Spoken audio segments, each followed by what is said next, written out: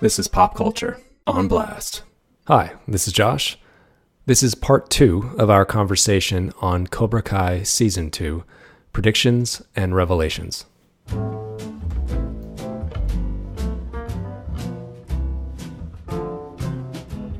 In order to defeat Kreese, I think Johnny both has to forgive him and like you said, he in a way he probably loves the guy, you know? He admitted he is his father figure. Yeah. So you know, yes. Johnny defeating Kreese isn't just a matter of saying, I'm right, you're wrong. It's about accepting him for who he is. Just as Johnny is full of flaws, so is Kreese. It's about Johnny realizing that Kreese is just a variation of himself. And he has to accept that in order to truly be over him, over his influence.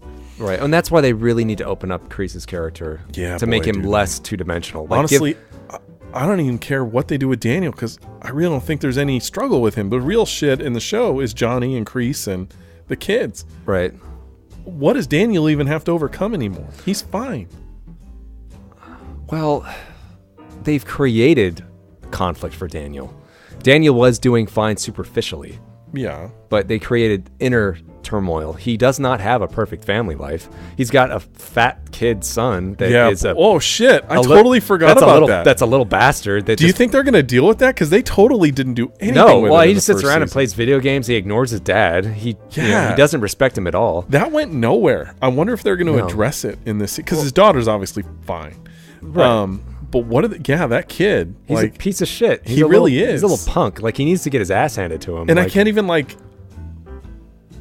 Daniel is Daniel, but the mother was certainly painted in a certain way where I can't see her, the character they portrayed, as being tolerant of that fat little shit. You know? Yeah, you wonder how that union produced that kid. It doesn't seem to... Like, the daughter makes sense. 100% makes sense. The kid doesn't. No. But I think he was just there to create flaws for Daniel. That it shows that he doesn't have a perfect home life. Yeah, I guess. He's got a daughter that rejects his karate-style philosophy and a son that doesn't give a shit. So I think they did create some conflicts for him. I think he wants to have a son-like figure, like that's what he's getting with Robbie. He wants to have that figure in his life, someone to teach, to pass down. I think. Oh my God! It just occurred to me. Yes. It just occurred to me that I've made the argument that season 1, for me, as much as I enjoyed it, and I did, it took a detour. Like maybe halfway through when they basically started recreating the events of the first movie. Right. But the parallels were already there anyway. Like you said, handyman teaching the minority kid, so on and so forth. Yes. So you have Karate Kid 2, where you have these two guys that have had this ancient feud, and you have these two younger guys that are products of their philosophies. Yes. And that movie ends with the two older guys patching their shit up when the real aggressive one realizes, holy crap, I've been holding on to this for way too long. Yes. I was wrong. And him telling his student, I was wrong. Hate is wrong. Help him. And great Sato impression. I can't. What if? And Chosen is not redeemed by the end of part 2. What if, like I was saying before, what if Miguel is not saved? At least by the end of the season, completely. Like, he is not saved. He is a villain, and that's a curse that Johnny will have to carry. That he created that villain, and he will still try and redeem him. But at very least, at the end of the season, just like in Karate Kid Part 2, Chosen is left defeated, broken, and still wrong.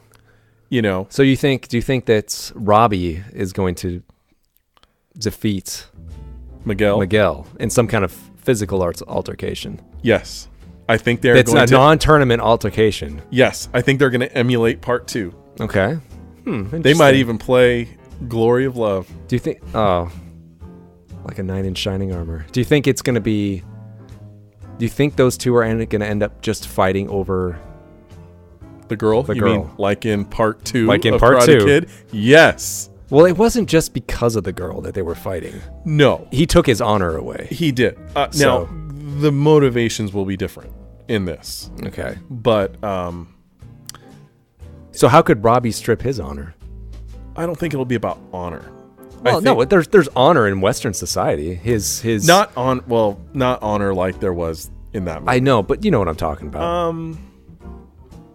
His prestige, How will Robbie take that from Miguel? yeah, By straight up dating that's going to be the enough. girl, and he'll be like, "That's it, man." He's like, "That's all I had," you know.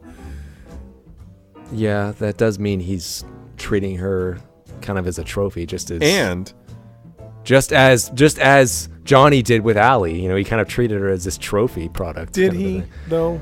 We don't know what they had before. No, but I mean the way he talks about her in hindsight, she represented something Maybe. more than just a girlfriend. It was something else.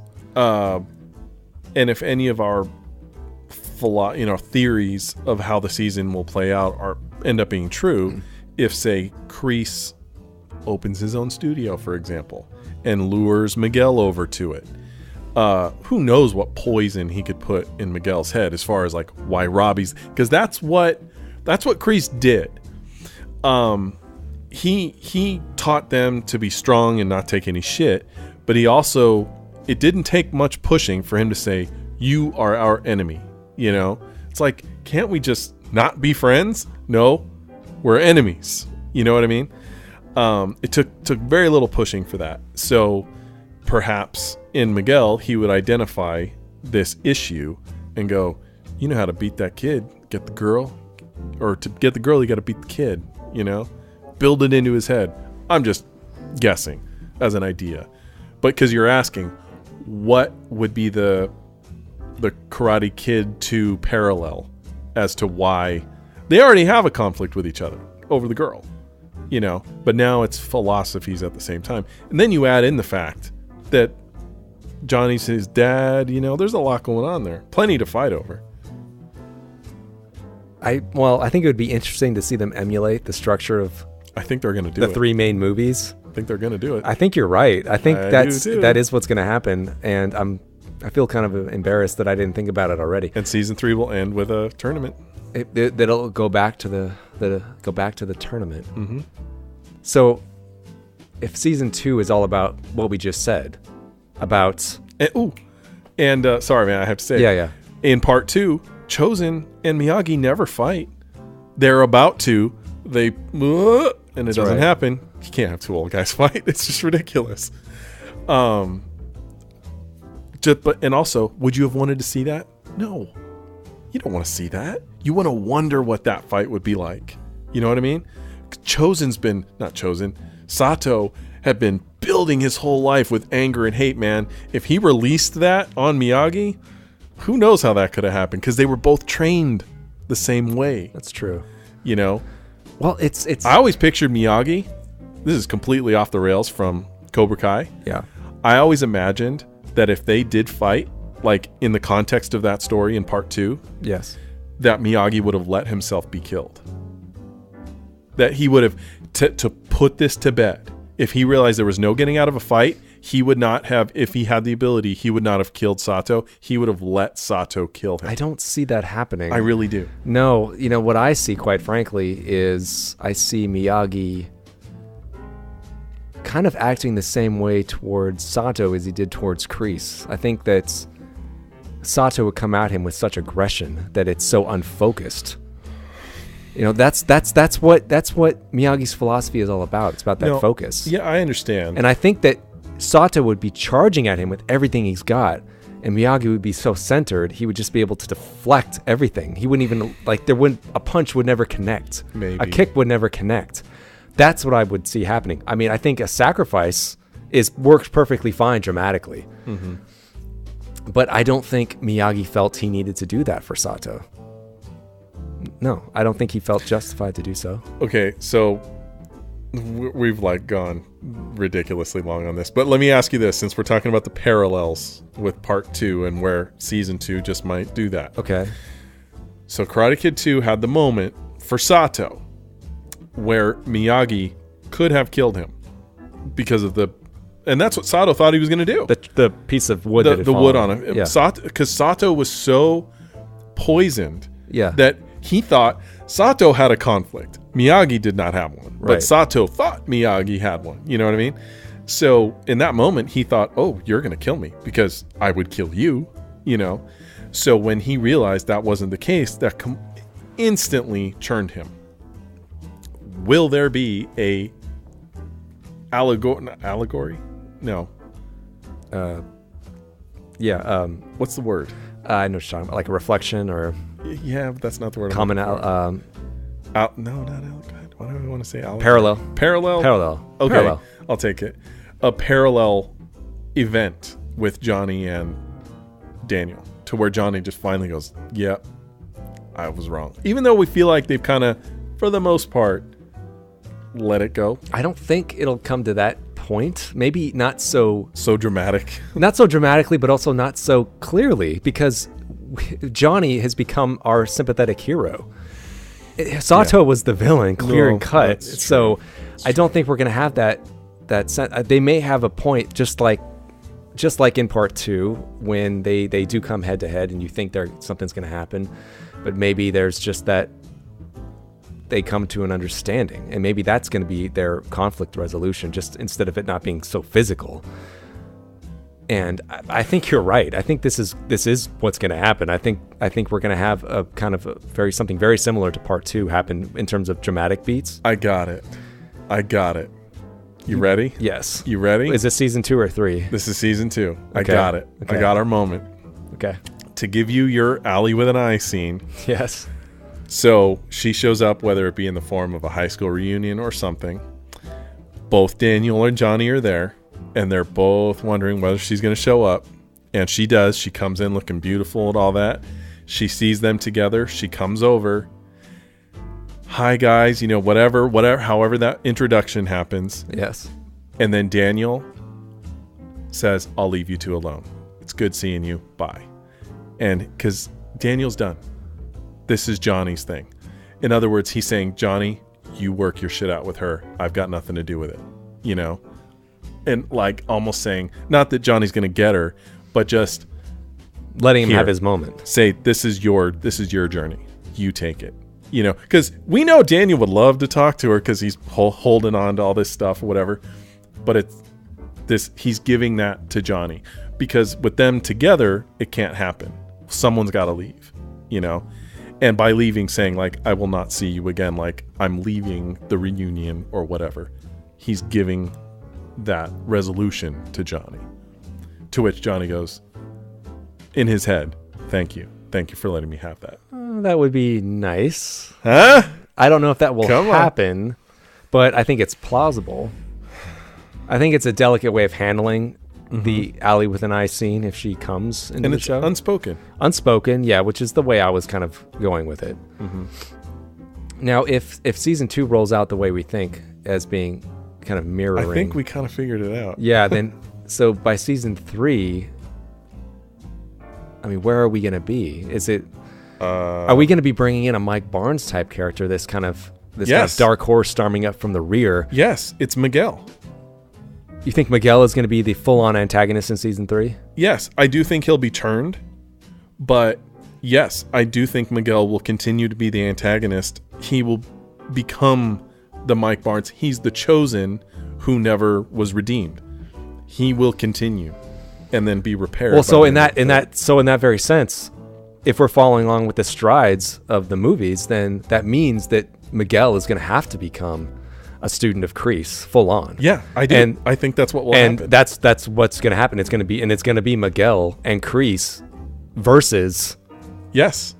Robbie again, probably. Hell, man. No, that wouldn't work. Or the daughter. You think he's going to find his own girl, his ex-girlfriend? No. What I was thinking was that let's say they let Kreese go by the end of the season for whatever reason. Okay. Miguel would still need a teacher. I was like, what if it's Mike Barnes and Mike Barnes opens it? No, that's going way too far. And besides, Mike Barnes was banned. That's true.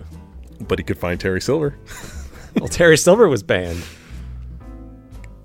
I don't think Terry Silver on paper had dick to do with that. it was all, or did he? I don't know. I don't know.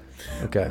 I would rather, if they're going to bring, they brought Kreese back. Might as well just commit to it. You know? Okay, wait a second. Maybe we can't, I don't know if we can go that far. Because that would just be making Kreese just this two-dimensional guy again, doing the same thing he did in part 3, where he's trying to take revenge through his karate dojo. It would be the same thing. Like, they have to be able to get him past that in order for his character to work. Well, that would be his arc in season 3. And Johnny... But do you really think he would be going through it again? Like, do you really think they're going to try to do that again? Like, how dumb does the guy have to be? Like, okay, it doesn't work. So he goes. Miguel can just find another teacher out there and still be the villain. Okay. There doesn't have to be a sensei that they got a personal connection with. But I do think Miguel will continue to be the bad guy and will be redeemed by the end of season 3. Yes, I do. Oh, so you think he will find redemption? I do. Because, Mike Barnes doesn't. His character was paper thin. He's still an asshole, I'm sure. Yeah. I do think he'll be redeemed, though.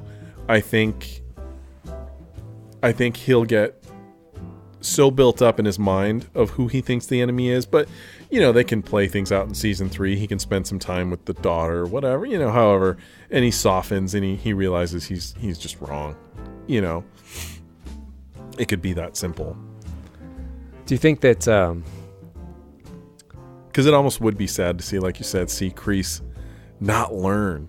It would be sad, but and also just stupid. I think he has to be shown as somewhat intelligent. Yeah, like he can't be that dumb. He obviously knows his business to some point. I mean, he was a karate master. He just had a philosophy that was a little too stringent. I think that was his failing. So I don't think even he is beyond being redeemed. No, and I want to see him redeemed. I really do. And not just redeemed. I mean, fleshed out. Yeah. First, before that happens. I don't want him to just be this guy that says, let's leave the prima donna alone. He just spits out one-liners. Finish him. I don't want to see that. I don't want to either. Until what? 3/4 of the movie, maybe more. That's exactly what Sato was. But man, that's good filmmaking. In one scene, he becomes a different person, and it's 100% believable to me. You mean in Karate Kid Part 2? Yes. Okay. So someone who appears paper thin and have very little going on other than their anger or whatever can suddenly be a different person and have it work dramatically. So I do want to see him redeemed. I really do. But they've got to continue the conflict. And if it's not going to be Kreese, and I agree with you, it shouldn't be, Miguel and some of the Cobra Kais. How far can they really push Miguel? Because not too far. You got to be careful. Well, because you do, because Miguel is the son-like figure of Johnny. Right. And Johnny is probably going to end up with his mom. Right. So what's going to happen there? Like, he's going to get closer with his mom, and then he's going to have a son that's turning really dark, and she's going to notice this. That's going to create conflict between Johnny and she. I agree, and this is where the show needs to run its course quickly, because there's only so long that can go on before it gets like, okay, you're not redeemable. You've screwed things up or whatever. Right. So that they're going to have to bring him back. Then who's their villain? What are they going to do? Bring in someone else? And you're like, really? Is this going to be like the villain of the week and they all have a karate fight? No, that's stupid. So hence, this show has a shelf life. Well, that's what I'm afraid might happen in like season 3, is that they bring in like a new villain from a different dojo. Yeah. And they're going to hint at it throughout season 2 or something like that. And maybe we'll see it finally in 3. And that's kind of what I can imagine might happen. Good idea? I don't know. I mean, if you had asked me if a Cobra Kai, a show based around Cobra Kai could work, I probably would have said no. We all thought it was stupid. I think you thought it was... until we started getting hints of what it was really like. Yeah. But when we heard they're doing a Karate Kid show, we're like, why? I think we were all kind of against it. We were all kind of thinking like, what could they do with this show? Is this going to be a nostalgia trip? But it was surprising. They made it work. So, do you have any other predictions you want to call out? This has kind of become like a prediction show. It almost has. Let's talk about it. Let's talk about like immediately, like for season 2. You know, what else do we see happening? Do you think Daniel's going to fall on harder times? Do you think he's going to like lose his dealership? Or? Well, see, that's what I was trying to tell you before about they're going to have to come up with some sort of conflict that makes Daniel reevaluate some of his philosophies of passive aggressive. You know, I mean, I would never call Daniel like he's not a wuss. You know, he's obviously take charge enough. He's got his own business and all of that, but there has to be something that challenges, because he certainly has the philosophy that his way is the only way. It's the right way. And he has to be willing to challenge that. And like I was pointing out with Miyagi's life, that philosophy comes at cost sometimes. And they're going to have to come up with some sort of conflict for Daniel, because that is it. As it is, he's got none. No conflict. His daughter is going to go back into the dojo with him. He's got his fat son, but that's, I think, more of an annoyance than a season-long arc. As far as like you're saying, like his business is under attack of some sort, maybe. But honestly, the show's become more personal than that, and that seems like uninteresting. Now, if his wife leaves him or something like that, because God knows that's how his life works. His women always leave him. Maybe he'll have to do some, you know, he let Ali go. He let Kumiko go. Maybe this is, the redhead was never into him anyway. Robin Lively. Teen Witch. Teen Witch was never into him. Yeah. But he never really fought for it either. Of course, she told him from day one, friend zone, buddy. But you know, maybe that'll be his personal journey of getting his wife back. Although they seem perfectly fine, so maybe that would seem very out of place. And I gotta tell you though, since we're on the subject of like his business, I never liked the idea that he was a car dealership. No, I don't like that at all. I thought that was kind of weak sauce. I thought they could have come up with something a little bit more inventive. Like, why a car dealership? Like, next to lawyers, car salesmen are like regarded as the slimiest people ever. Exactly.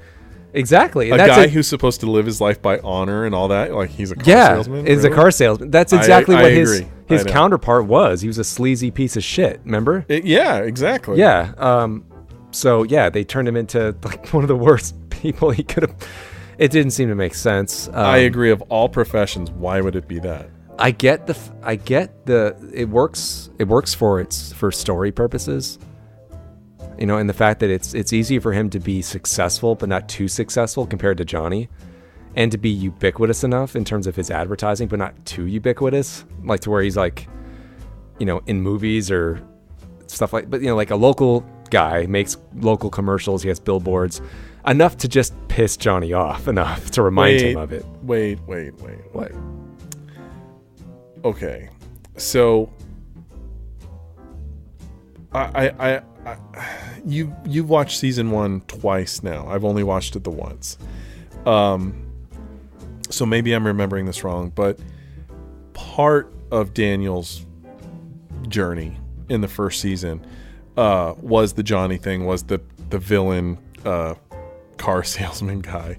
Yes. But there also seemed to be an element of Daniel had lost himself in his success. You know, he got maybe a little full of himself. Right. His ego was a little out of control. Well, that's how that was brought to attention when he was someone had called him out. Not so much to call him out. They brought an emphasis to the fact that you know, he gave away the bonsai trees, and they're like, oh, you know, they said like, oh, you have a gimmick too. You know, you give away the bonsai trees. He's like, that's not a gimmick. And they're like, it's not. It's like, oh, okay, never mind. He's like, well, okay, if people think it's a gimmick, maybe I should stop. It's like, you know, he did kind of become full of himself. He didn't think that it was. But what I'm saying, though, actuality it was. Is that the balance he talks about Yes. was kind of thrown off by this career path that he took, because almost by its nature, it's unethical. Well, maybe, I mean, you can run an honest business. It can be unethical. It's you could so put it that way. showy and bullshitty, Yeah. Maybe, like you said, maybe something will happen to his business. Yeah. Maybe they'll Rocky 5 him, and he'll maybe not lose all of his money like Rocky, but maybe he'll get to keep his house maybe and all that stuff. But maybe he will be humbled. I think you're right. I think he was wrapped up in that artifice of showing a good life when he wasn't completely perfect. Like, he got really hung up on when Johnny painted that giant dick on his billboard, because it was his image. It was his image. It made him look bad. He lost face. Yeah. And it was the same thing when that competitive dealer sent him all those sausages. Yeah. He went and confronted the dealer, then kicked the boba out of his hand. Yeah. But the fact is, he went over there because he made fun of him. Yep. He lost face. He's like, no. We're both. You can't discredit me. It's like, just because someone painted a dick on my face. He could sell the dealership because of an issue going on. Come out with money, so it's not like he's on hard times or anything. And maybe realize he's in the wrong lifestyle. And I'm not saying maybe live his life off of opening a dojo. Maybe that's a little too cheesy. But I always thought, before the show started, before we even knew he was going to be a car salesman, I made the prediction he has a bonsai shop, and he lives a very modest lifestyle. Who says he can't go back? Didn't they reference that it bottomed out, that he did have it? Well, they referenced Mr. Miyagi's bonsai. And they must have. Store. I mean, it's not Mr. exactly Miyagi's little trees. Right. And it bottomed out, yes. Well, maybe he could find something else.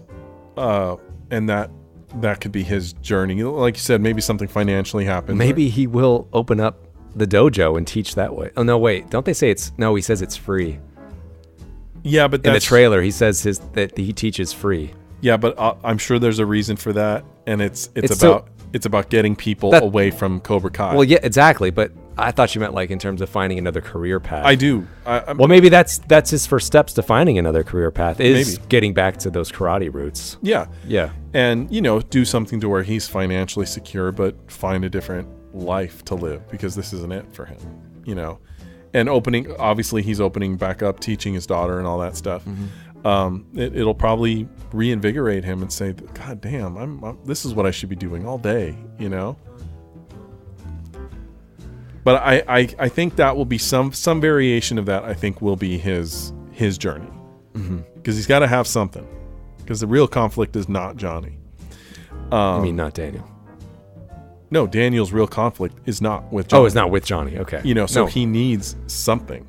He needs something to learn from, and I think it'll probably be that. Maybe realizing he's not as balanced as he thinks he is. I think we've gotten hints of that already. Yes, and I think they'll play it out. I think you're right. Yeah. To be fair to his character, yes, I think they'll have to do that. Because that's something his character always struggled with.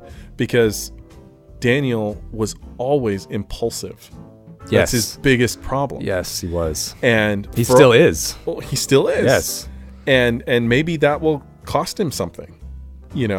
Maybe that will be the impetus to him realizing, that's the thing. Like, Miyagi was there to aid him through that impulsiveness, and to correct him. But he doesn't have Miyagi anymore, and I think that's really affected his life. Because, if Miyagi hadn't been there for him in all those 3 movies, in those certain moments, he would have failed. Mm-hmm. Miyagi's the one that gave him that clarity to see past that failing he has.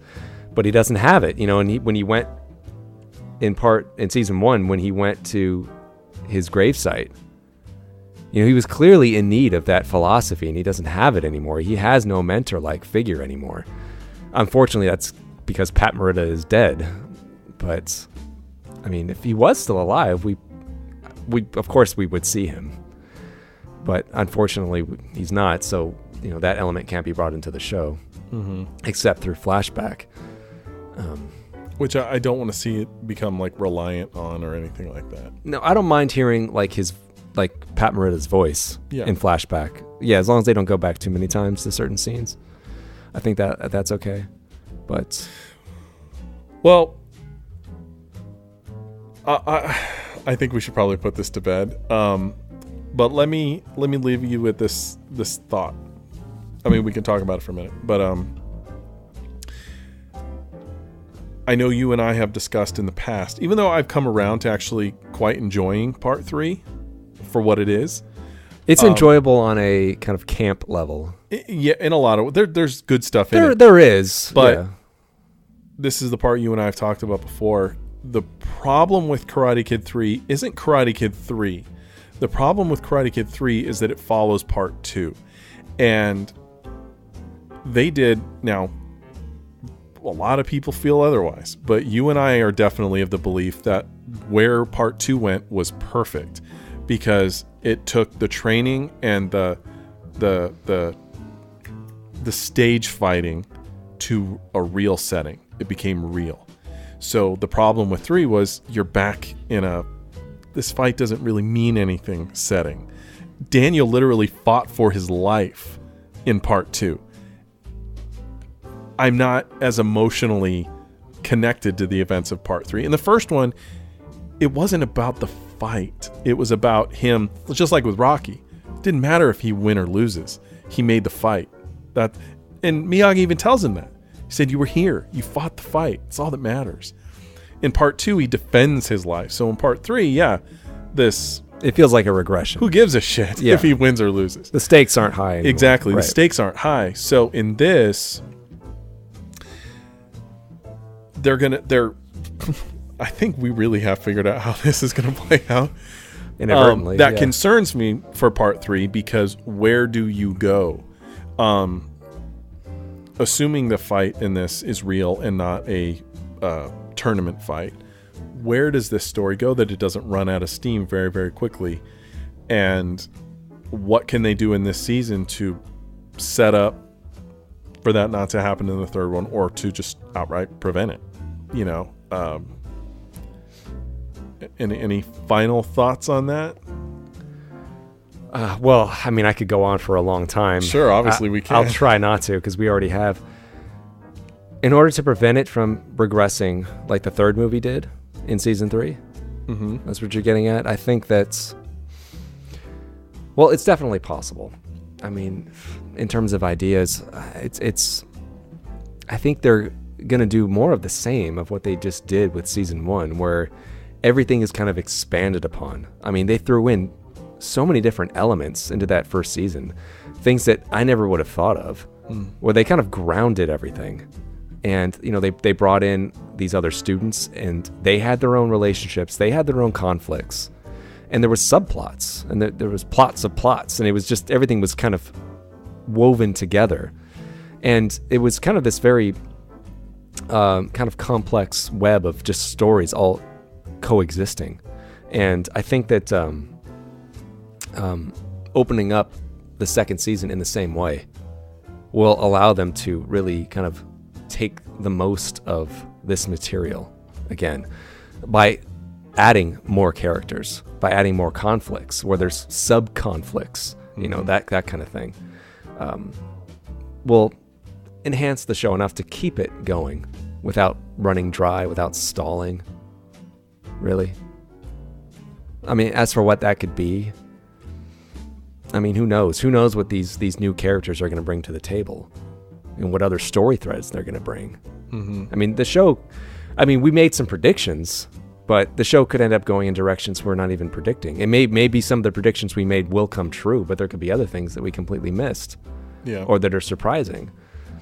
And they can do that intentionally. Just like killing off Snoke. They do it like, oh, you think Kreese is going to be the bad guy? Oh, wait till you see. It's like, maybe Terry Silver will show up. Maybe. And Kreese will be like, that dude's evil. We got to take him down. I would both be like completely shocked, but also slightly get a boner, because I'd be like, Terry Silver's kind of awesome. But what made Terry Silver so interesting is that I actually kind of liked the guy. Like when he was faking being Daniel's friend and all of that. Yes. Like, even though he was teaching him this stuff that was wrong, there was something very almost maternal about him. Like the actor portrayed something that I enjoyed. I was genuinely bummed that he was just a bad guy, because he made that interesting in a way. And I enjoyed him as a character. So it would be sick and twisted fun to see him come back, but completely ludicrous. Yeah, I think. Like, has no one moved on in this town? Yeah, I know. That's what I mean. It's like, how many people are holding on to the past? That's what I'm saying. Like this one thing. Right. Yeah. I think they may stray from referencing too many specifics from part 2 and part 3 because those are the lesser remembered ones. So I think they might not go back to them. I think they will, like you're saying, stray away just because Johnny wasn't part of those events. They even referenced Terry Silver, and he's like, "Who's that? Who is that guy?" Yeah, he was out of it. He doesn't know he doesn't know anything about it. Right. Shit. I actually would kind of like them referencing part 2 in the sense that have a scene where Daniel and Johnny are talking again, and Daniel even references, I literally fought for my life using this stuff. This is important, but it's all contextual. I think in that scene he does say that. He references Okinawa? Well, in that scene I mentioned where Robbie picks up the drum. Oh, no. I'm talking about with Johnny, though. Oh, okay. Something in comparisons, like when they're talking about their philosophies, okay. It's like, oh, well, you don't have the balls to do this. I literally almost had to kill a guy. Right. I know how real this stuff can get. Right. Don't think I'm a pansy. Mm-hmm. A reference like that. Yeah, I do agree, though. Other than that, I don't think they're going to call out much because Johnny wasn't present for those events. That's true. That's true. And like you said, audience-wise, they dwindled. So most people will be more familiar with the first one. I mean, they're going to be like, scraping the bottom of the barrel if they bring up next Karate Kid shit. With Hilary Swank. I was like, hey, they better not go there. Well, I actually have no memory of how that movie ended. I'm sure she won, but like where her character went. I have some vague memories of it. I think I saw it once. Michael Ironside is in it. Jesus. I think Michael Ironside is like the Kreese character of the movie, where he is kind of like the leader of this kind of, I guess it's karate, of like this group of guys at her school that wear all black. And they're kind of like the Cobra Kai versions of that movie. And, she of course is not trusting of Miyagi at first, but then she goes under his wing. They go to like some like Buddhist monk thing. And I remember her being on a train. She's on a train. He trains her like on a train or something. There is a fight at the end. I think she fights a guy, I think. And she wins, obviously, but it's just silly. It was unnecessary. I would almost like to see, just for a giggle, yes, have Jaden Smith. No. God no. I know. Have Daniel walking down the street to go to his car, and literally Hilary Swank's character just walks past him. They don't know each other. She's still there. You think maybe he could know her because she was a student of Miyagi? I don't think so. I think she was in and out of Miyagi's life, and in and out of, like, Daniel was off wherever he was during those events. Miyagi could know about her. He could reference her. But he may not have ever met her. They could just pass each other and go, hey, excuse me, nothing. It would be funny, but I don't think Hilary Swank would come by just for a cameo. I think she has other things to do. It's probably not the movie she wants to think about in her repertoire. No, not after she became an Academy Award winner. No, probably not. Although maybe she doesn't. Maybe she has an affection for it. It was one of her first movie roles. Maybe. I mean, maybe she's not one of those actresses on her, on the ivory tower. Or have a similar such scene where Johnny crosses paths with Mike Barnes. They don't know each other. Just bump into each other. Does that guy act anymore? I have no idea. I don't recall. I know he was in other things in the 80s. I seem to recall that. But if he acted after that, I've lost track of him. I wouldn't mind seeing a little cameo from him. You really wouldn't? No, I wouldn't mind. I think that would be such an in thing because not many people remember the Mike Barnes character. So Yeah.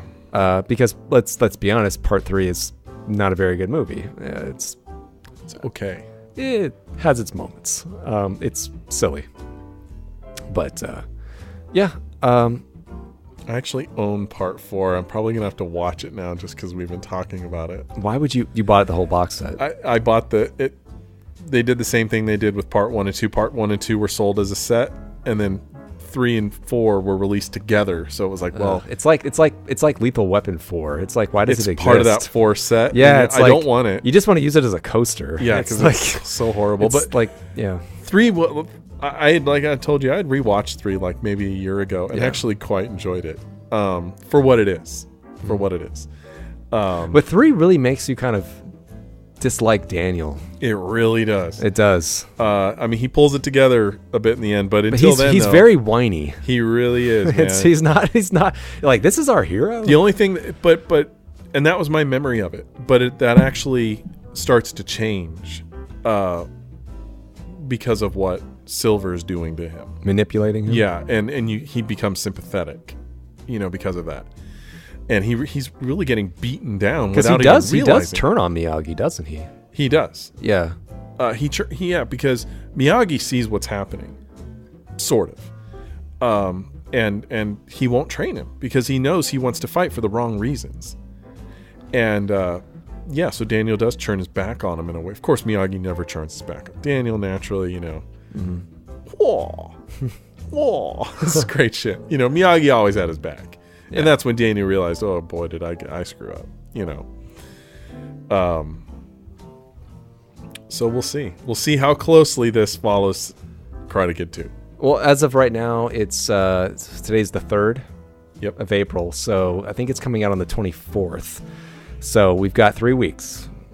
3 weeks until this comes out, and we'll see if our predictions start to come true. I'm curious. Yeah, I'm curious to see if we're actually right. So I feel like we're on to something. I'm sure details will be different. I think they'll spend some time with Johnny and Miguel's mom. That'll add a level of complication to everything. But I think, in the broad strokes, I think we're on to something. I think we are. Now, I don't know if they're going to do it intentionally, but I think it will happen just because of the framework they've set up. No, I think you're right. I think we're completely justified in having that viewpoint. I think we're on to something. So, well, until next time, I'm Josh. I'm Justin. So long. Bye-bye.